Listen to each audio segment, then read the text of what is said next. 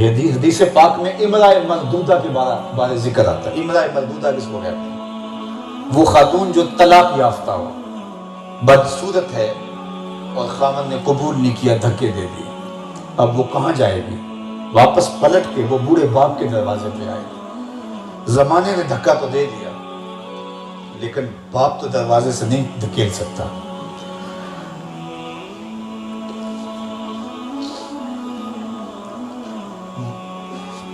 وہ بیٹی واپس باپ کے پاس آ گئی. باپ نے مزدوریاں کر کے، دکھ جھیل کے، تکلیفیں سہ کے، اوور ٹائم لگا کے اس بیٹی کی ضرورت کو پورا کیا.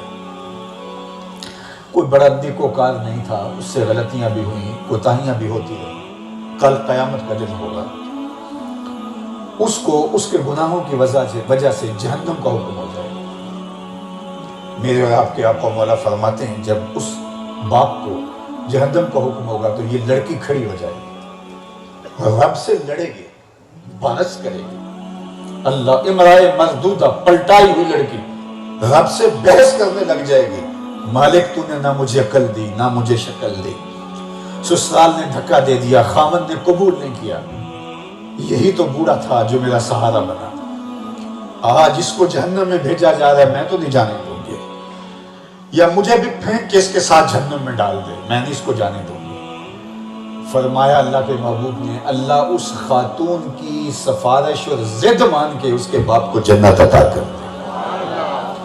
کہاں بیٹیاں زندہ درگور کی جا رہی اور کہاں بیٹیوں کے سبب سے باپ جنت کا مسافر بن رہا. میں تو حیرت زدہ ہوتا ہوں کہ آج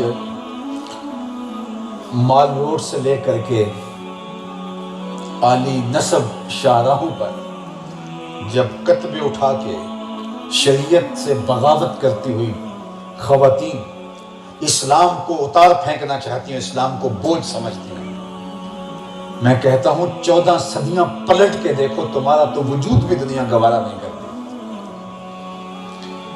ایام خاص میں عورت کے برتن الگ کر دیے جاتے تھے. تاریخ پڑھو، افلاطون جیسے بڑے بڑے فلسفیوں کی کہانیاں پڑھو. انہوں نے عورتوں کو از قبیلے جن سے انسان نہیں مانا. انہوں نے کہا کہ عورت انسان کی ہم شکل ضرور ہے، انسان کے بچوں کو جنم بھی دیتی ہے، دودھ پلا کے جوان بھی کرتی ہے، انسانوں کی طرح بولتی بھی ہے، لیکن انسان نہیں ہے. یہ دنیا کے فلسفیوں کی کہانی ہے. وہ عورت کو از قبیلے جن سے انسان بھی نہیں مانا. اور بدھ نے کہا تھا خدا کے قرب میں سب سے بڑی رکاوٹ عورت ہے. اگر آپ خدا کا قرب چاہتے ہو تو عورت سے الگ ہونا پڑے گا، یہ ناپاک وجود ہے. یہ بدھ نے کہا تھا. لیکن سنو میرے اور آپ کے آقا مولا نے کیا کہا.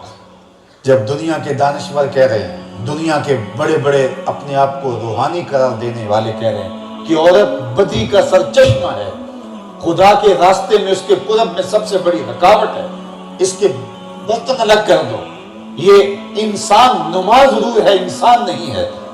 جب عورت کو بدی کا سرچشمہ کہا جا رہا ہے، اس کے ہوتے ہوئے خدا کا قرب نہیں مل سکتا، جب یہ کہا جا رہا ہے تو میرے حضور کیا کہتے ہیں، مجھے عائشہ کے بستر میں وحی آتی ہے. فرمایا مجھے عائشہ کے بستر میں وحی آتی. کہاں وہ دین، کہاں وہ فکر، اور کہاں اللہ کے محبوب علیہ السلام کا لایا ہوا پاکیزہ دین. تو میں کہتا ہوں تم کس آزادی کی بات کر رہے ہیں؟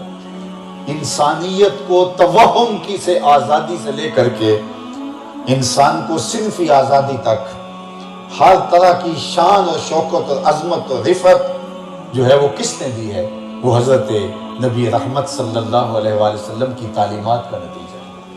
آج عورت ماں ہے تو اس کے قدموں تلے جنت ہے، بہن ہے تو وقار کی مسند پہ بیٹھی ہے، بیٹی ہے تو چار دیواری کی رونق ہے، بیوی ہے تو وہ محبوبہ کی مسند کے اوپر براجماں ہے، جلوہ فروز ہے.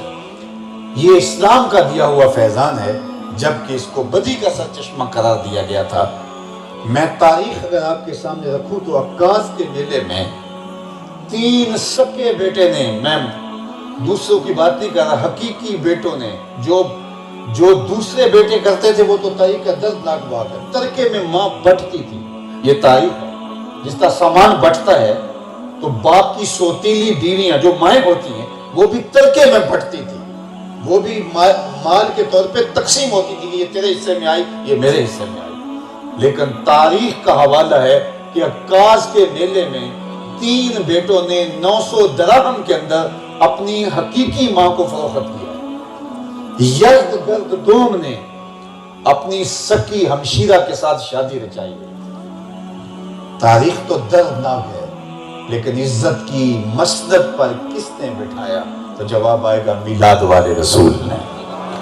ہمارا دل بھی درود پڑھتا ہے، ہمارے روحیں بھی درود پڑھتی ہیں، ہماری زبانیں بھی تقدیس کی ترانے پڑھتی ہیں اس آقا و مولا پر کہ جن کے دم سے انسان کو زندگی اور انسان کو نور نصیب ہوا اور ان رشتوں کا تقدس اللہ اکبر بحال ہوا۔